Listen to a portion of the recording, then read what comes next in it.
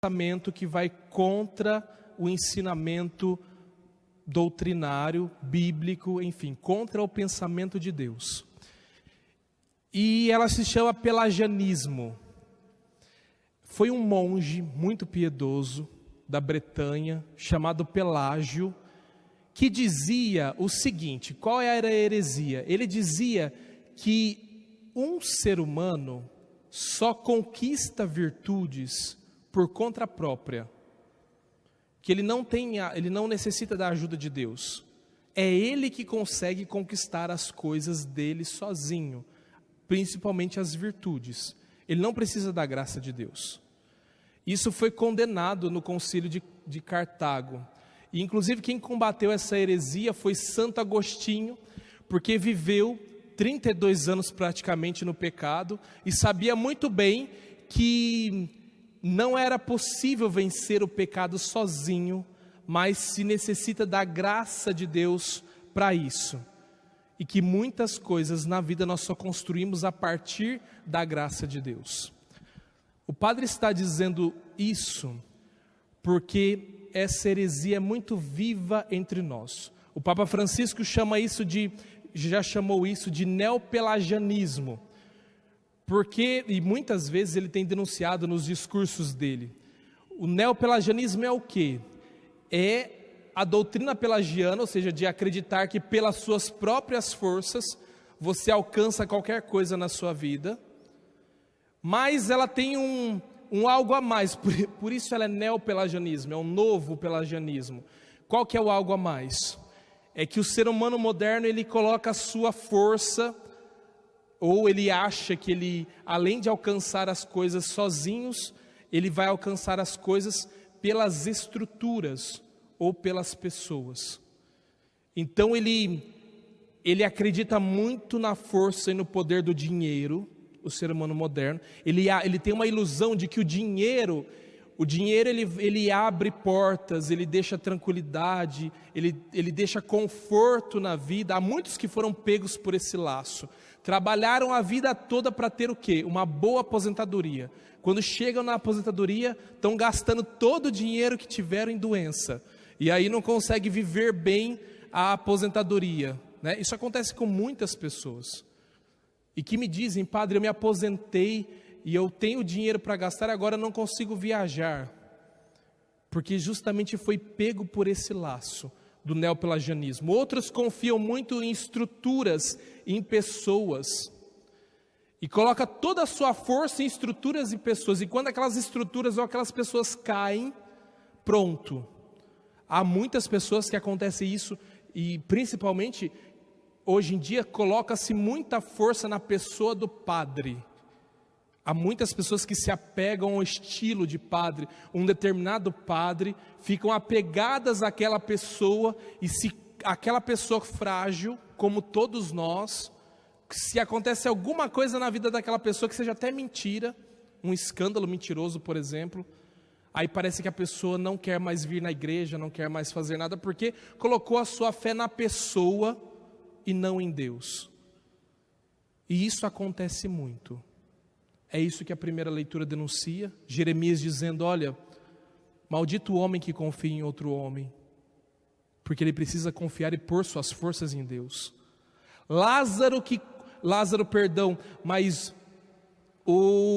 esse homem de hoje na liturgia, no evangelho de hoje, que coloca toda a sua força e que é nas suas estruturas, era tão rico que era incapaz só enxergava a si mesmo, incapaz de enxergar o sofrimento do outro que estava à tua porta.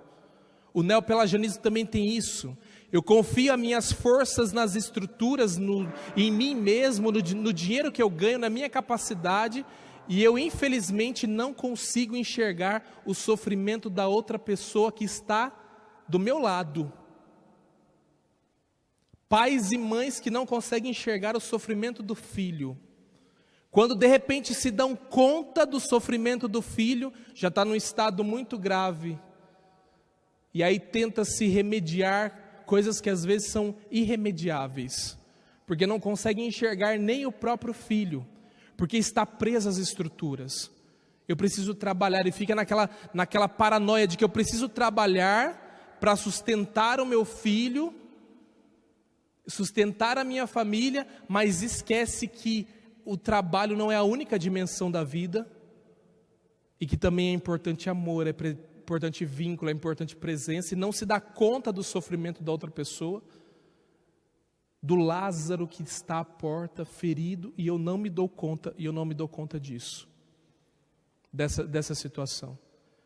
Então nós somos envolvidos todos os dias por essa heresia. Por essa heresia que faz com que eu coloque todas as garantias do que eu tenho nas minhas próprias forças, ou nas forças de outras pessoas, ou nas forças de outras estruturas, e não coloco a minha força em Deus.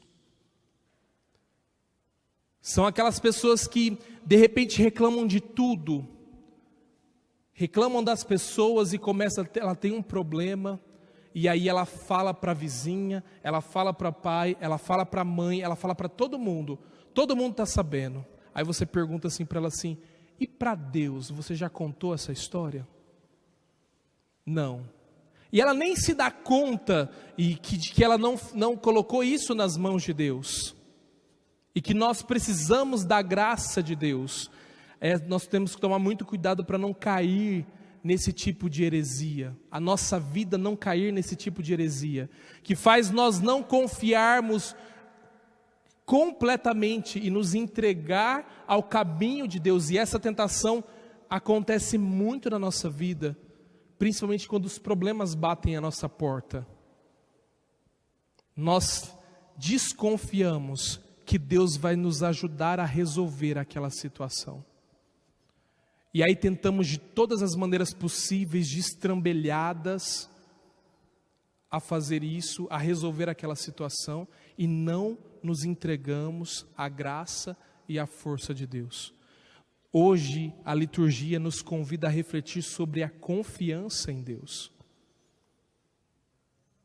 E isso é algo que nós desenvolvemos pela própria graça de Deus. Nós precisamos contar com a graça de Deus, que ela vai nos ajudar a fazer isso. Jesus no final do Evangelho diz hoje, olha, mas nem se alguém ressuscitar dos mortos, os seus irmãos não acreditarão, na tamanha falta de confiança que vivia aquele povo. E ele estava se referindo nessa parábola a ele mesmo, porque ele sabia que ele iria ressuscitar dos mortos, e muita gente não iria acreditar e confiar nele, não iria dar a sua confiança a ele. Muita gente. Nos agarremos a essa esperança, a confiança na ressurreição de Jesus Cristo. Nos abandonemos a eles e reconheçamos que nós não somos capazes de superar tudo e resolver tudo somente com as nossas próprias forças. Você vai ficar cansado se não contar com a graça de Deus. Porque Jesus é a única pessoa capaz de nos dar um fardo que seja leve e que não seja pesado. Ele é o único. Nós vamos colocando fardos pesados nas nossas costas quando nós criamos por si mesmos. A fé depende disso, de uma entrega. São Paulo diz que é um salto no escuro. As apalpadelas é como se apagassem as luzes, São Paulo diz. E eu vou às apalpadelas, eu vou colocando a mão para ver se é seguro eu dar um passo na frente. A fé é isso. Eu vou me lançando nessa escuridão, que é a misericórdia infinita de Deus, e vou deixando ela me construir durante a vida. Confiemos em Deus, deixamos que a graça de Deus nos toque todos os dias, e não nos percamos na nossa própria confiança ilusória, na confiança em si mesmo. Entreguemos a nossa vida, o nosso coração a Deus, todos os dias, no instante de silêncio. Confie na graça de Deus, de que a graça de Deus pode conduzir